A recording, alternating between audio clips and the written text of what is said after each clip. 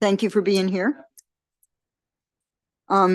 This is the Finance Committee voting list number 5. Today is Tuesday, February 13th, and we're going to begin voting with Senate Bill 38, Senator Washington's bill, and David's going to explain the amendments. Okay, the first bill on the list is Senate Bill 38. This bill was held from your previous voting session. I'll quickly go over the reprint in front of you with an additional amendment offered by the sponsor of the bill. Senate Bill 38. So very quickly, you saw this already. You saw most of this already. The bill makes some changes to the information that would have to be included on an employee's pay stub. That's all on page. Sorry, my microphone was way over there. So on page 2, you'll see all the new information. There's a lot of the information is maintained. It has to be on a written pay stub or an electronic pay stub, depending on how the employer wants to give this information or their pay to their employees. You'll see there's been some changes to the information that's required. And at the bottom of the page, there's a language that was added. It came from somebody on this committee, I can't remember who, but the commissioner would have to develop a model pay stub and at no charge for employers to use. And the bottom of the page from the department or the Commissioner of Labor and Industry, there's an administrative process established for addressing complaints with non-compliance to the law. This process is a hybrid of the process that is available currently under law for small claims under wage payment and complaint or wage payment and collections, as well as the paid family leave article. Then if you go to the last 2 pages of the reprint, the sponsor is offering to remove the private right of action. So the private right of action is struck from the bill. Move favorable as amended. Second. Well, if you adopt this amendment, his amendment deals with the private right of action and strikes attorney's fees. But it won't have any effect if you adopt this amendment. So we have A motion and a second. Who motioned? Who was it? Okay, Senator Kramer motioned and Senator Klausmeyer seconded. So all in favor of the amended bill? Roll call, Madam Clerk. Senate Bill 38, favorable as amended. Vice Chair Klausmeyer. yes. Yes. Senator Kramer. Yes. Yes. Senator Hayes. Yes. Senator Reedy. No. No. Senator Ellis. Yeah. Yes. Senator Mouts. No. No. Senator Washington. Yes. Yes. Yes. Senator Guile. Yes. Yes. Madam Chair. Yes. Yes. And The vote is 7-2. 7-2. 7-2. Congratulations. You're on a roll. Okay, the next bill on your list is Senate Bill 192. This bill provides collective bargaining rights to supervisory employees in state government who are entitled to collective bargaining already. So it would apply to almost all the employees in state government, except for those in higher education, as well as managers or confidential employees in the public defender's office. So that's all the bill does. It just provides collective bargaining rights. It also establishes a separate unit for these supervisors in state government. I was asked to, or we brought this to the chair of budget and taxation, and the chair talked to him, and I talked to him also. And he said that it's all theory at this point, what will happen going forward. The employees may not elect to join, to elect for representation. And we don't know what they're going to negotiate. So they'll deal with that when it comes in. But he also said that the General Assembly does have the power. And if they find that something's coming before them that's not tenable for the state budget, they can cut it.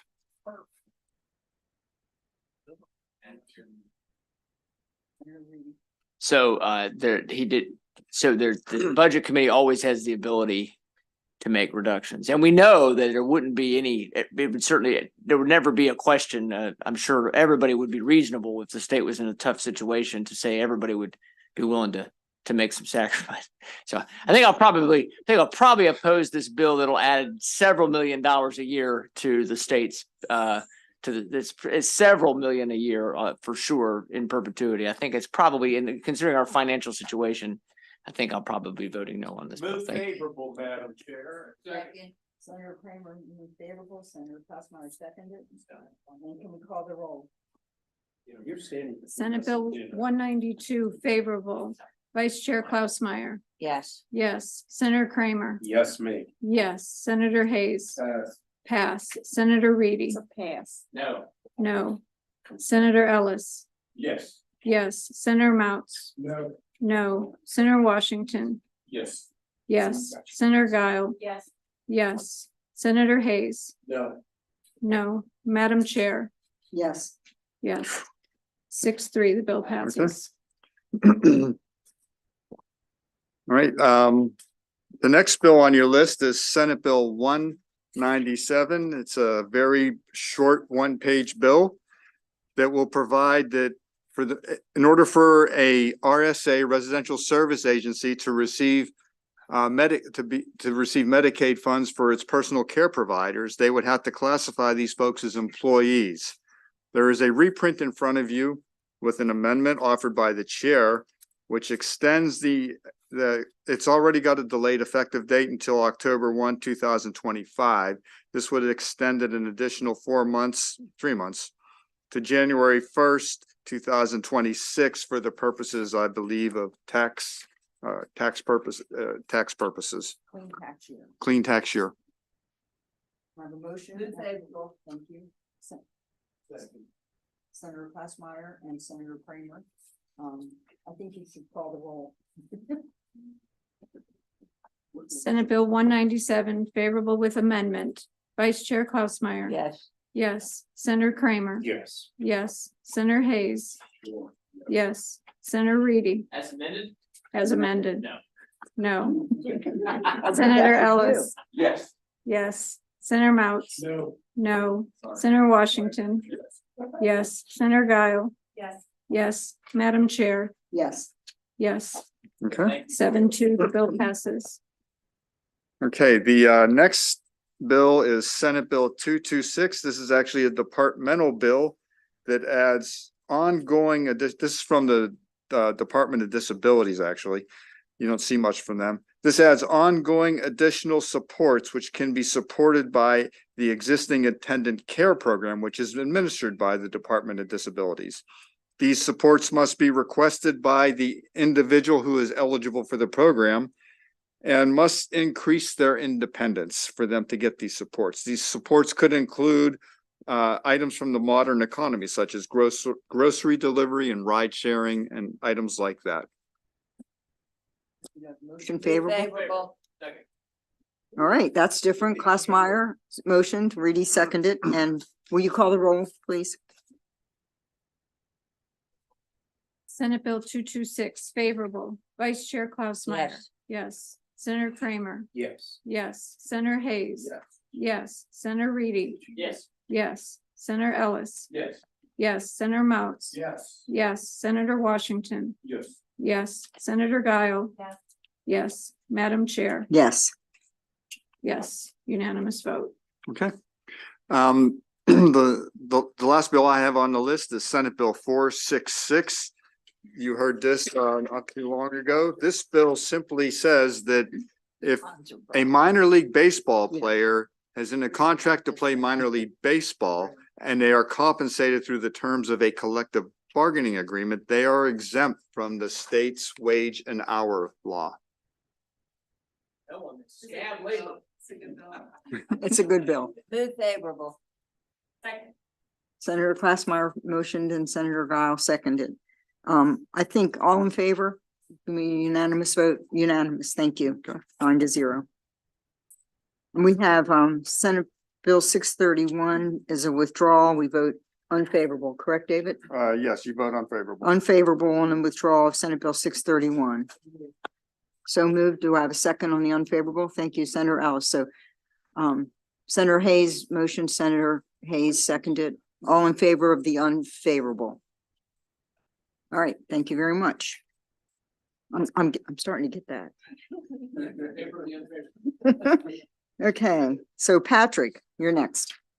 Okay, the next bill on the voting list is Senate Bill 70. This is a bill that requires the Maryland Transit Administration, before announcing any service reduction or cancellation of an existing bus route or line, to compile a report on the impacts of the proposed change. The report must include, among other information, description of the monthly ridership on the bus route or line, schools and types of businesses in the service area, demographics of the riders in the service area, and the effect the service reduction or cancellation would have on the commutes of riders. The report has to be published on the MTA website at least 30 days before holding a public hearing, and distributed to certain public officials, including each member of the General Assembly whose district would be impacted by the proposed service reduction or cancellation.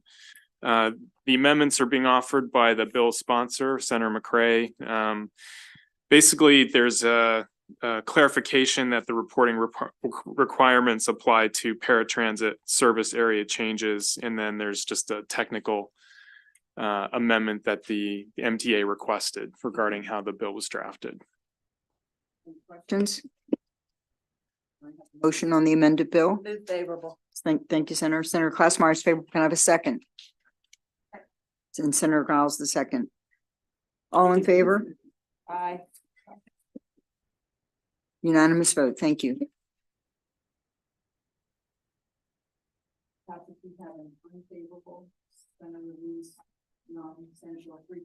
Senate Bill 331.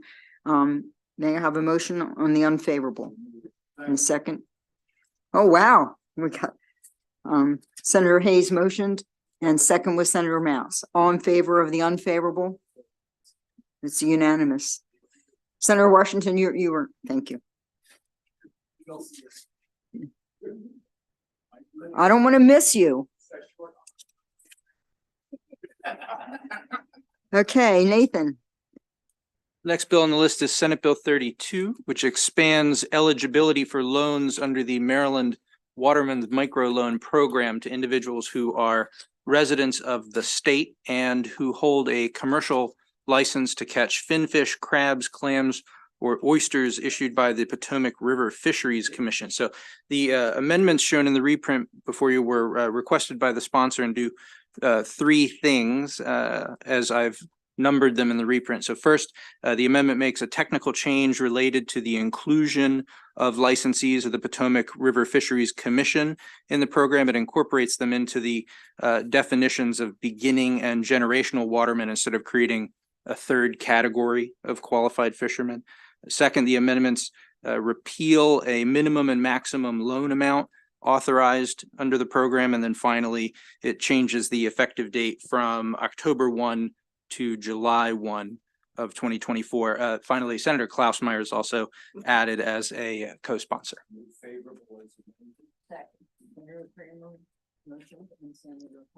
Second, all in favor of Senate Bill 32? Unanimous vote. Thank you. Next is Senate Bill 151, which establishes a work group on health and wellness in Prince George's County. There's an amendment as shown in the reprint that would add a representative of the Prince George's County Parks and Recreation Department designated by the chair of the Maryland National Capital Park and Planning Commission to the work group. The committee has received a letter of support from the delegation, which supports the bill with the amendment that's shown in the reprint. Another motion? Upset. Move favorable. Senator. Second. So we have Senator Glassmeyer move favorable, Senator Washington seconded. All in favor of the Prince George's County bill? Senator Mounts, you okay? Thank you. 9-0 unanimous vote. The next bill is Senate Bill 212, which is a departmental bill that generally requires the Behavioral Health Advisory Council and the Commission on Behavioral Health Care Treatment and Access to work in conjunction with one another, including by coordinating their annual reports and meeting jointly at least 3 times per year. The bill also alters the membership and terms of the council and requires the commission to make specified recommendations regarding the integration of somatic and behavioral health care services under Medicaid. There are amendments that are shown in the reprint on pages 8 and 9 of the bill. And that amendment requires the commission and council to make recommendations regarding the continuation of the state's behavioral healthcare carve-out and ensure compliance with the Mental Health Parity and Addiction Equity Act. It also alters the date by which the recommendations must be reported to July 1, 2025, and finally requires the Department of Health to evaluate and consider applying for participation in the Innovation in Behavioral Healthcare model. And so the reprint reflects all of the amendments that were requested by the senators. Can I have a second and then we'll discuss the Senator Classmeyer's motion, Senator Washington seconded, and happy to take your question, Senator Reedy. So do the amendment, I guess turn my mic on. You're on. Sorry. Did the amendments, they deal with the carve-in issues? Okay, because that was something that came up a lot. We've had a lot of people contact. They're gonna be considering whether we're gonna stay carve out or carve in. That's part of what this council will. Okay, so it's not, so when people are testifying, they just wanted to be sure we knew they don't want that, but it's part of what is being studied. It's the recommendation. They're gonna make the recommendation. Okay. That's why they wanted to be sure that certain people were serving on the work Gotcha. group. And then secondly, I had something from one of my Youth Service Bureau folks about implementation date, the report from moving the date. If I missed this, I'm sorry, from January 2025 to July 2025. That is covered in the amendment. It's covered in, oh, you said, okay, I'm sorry, I missed that. Thank you very much. Then I'm good. Thanks. We have a motion and a second. All in favor of Senate Bill 212? Unanimous vote. Thank you. Last bill. The last bill, Senate Bill 220 is a departmental bill that accomplishes 6 things that I'll enumerate. One, it aligns state law with federal law, prohibiting the sale of tobacco products to all individuals under the age of 21. 2, it authorizes the Department of Health to reallocate local public health cancer grant funds between jurisdictions within a fiscal year. 3, it shifts responsibility for the cost of emergency medical treatment for an abused or neglected child from the Department of Health to the Governor's Office of Crime Prevention, Youth and Victim Services. It repeals the requirement that the Secretary of Health appoint and convene an expert panel on child abuse and neglect. 5, alters requirements relating to the State Council on Child Abuse and Neglect. And then finally, it eliminates duplicative reporting requirements. There are no amendments, no fiscal impact, no opposition at the hearing. Are you motioning or you have questions? Can we get a motion and a second? Favorable. And a second? Do we have a second? Second. So we have Senator Classmeyer and Senator Dowell. Discussion? So this bill will eliminate the ability for military to purchase active duty military, or I think the answer is the feds passed something, so we're just complying with federal law. So currently, someone with a military ID cannot purchase tobacco in Maryland, even though the it's in our law law. currently states that they may, And they All right. can't. Purchase tobacco because of the federal law. that because of the passed. federal law. Yeah. Yeah. And if we tried to override that, we'll lose about $3 million in grant money. Great. Because the federal law says we can't sell to under 21. Right. Okay, thank you very much. I have a lot of concerns about what we've done on smoking over the years, particularly when we made it under 21. When we got rid of, you couldn't smoke under 21. We also simultaneously got rid of any enforcement of underage smoking, which was funny. Yeah, I offered an amendment on the floor. Everybody didn't believe me and shot it down, but we literally don't have any enforcement. You cannot, a police officer or somebody cannot approach a youth smoking and enforce any laws on them. Everything is all about the business owner not selling to underage, which I get. So that has nothing to do with this bill really, but I'm still going to vote no because I just think we're somewhat hypocritical on this issue. Not we, but the policy. So thank you, Madam Chair. Senator. Just a little history lesson for everybody. Senator Ellis, your light was next. Yeah. Thank you, Madam Chair. So, what was the governor's agency on child? Could you read that full agency name? Sure. please? Okay, yes. So the Governor's Office of Crime Prevention, Youth and Victim Services is the entity that would be responsible for paying under those Yeah, I circumstances. thought you put, there was a child in that name. You mentioned, Child. So it shifts responsibility for the cost of emergency medical treatment for an abused or neglected child okay, from the Department of Health to the Governor's Office of Crime Prevention, Youth and Victim Services. yeah, okay. The reason I asked, we were at the governor's mansion for Black Caucus meeting. And the governor talked about separating child from all those other terms, new agency, just agency of child. I don't know if you heard about that, if they have anything to do with this. So Bill? the governor did issue an executive order changing the name of the Governor's Office of Crime Prevention, Youth and Victim Services. However, the legislature has 50 days to object to the executive order, and therefore the Department of Legislative Services has recommended that legislation not reflect the change of the name until that 50-day period has elapsed. Okay, so. But Senator, you remember exactly right. There is going to be a name change. The Yeah. children are going to be separated from the Office of Crimes, but just hasn't happened yet. It hasn't happened yet. Yeah. Okay, so do we have to come back No, and do something We'll or be able to just? deal with it when the bills. yeah, it'll be fine by the time the bills cross over. Okay, great, thanks. Thank you. 50 days. Thank you. Senator Washington, did you have something? Or- I think I found my answer, but if you can clarify the fund, there's a fund that's used and it's disseminated to each county.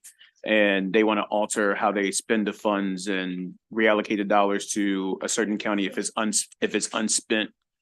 Yes. I wondered, what does that look like? And how do they determine which counties get it? If there's a priority, obviously there's multiple priorities throughout the state, and if it's unspent from another county, how do they decide which one it goes to? So the department's testimony does not address that specifically. It says that currently there is no mechanism for the department to reallocate excess funds in one jurisdiction to other jurisdictions in need of additional funds. And then it states that the bill authorizes the secretary to redistribute the funds when necessary, allowing the department to be more effective in assisting citizens of the states. But the testimony does not present the mechanism by which the secretary would calculate where the additional funds would be. I mean, I think I just have a little bit more questions on it because I want to make sure it goes to the right place or where it's purposeful or where it could be used. And it just seems like this one is just however they want to use it, they can use the extra dollars that are unspent. Can we get an answer from MDH maybe? I'd be happy to ask a question of the department. I think Madam Chair is requesting a hold. So you want to hold? Is that- If you don't mind, Madam Chair. Hold it. Thank you.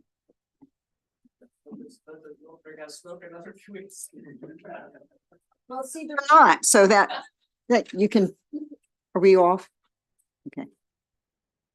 Let's be off.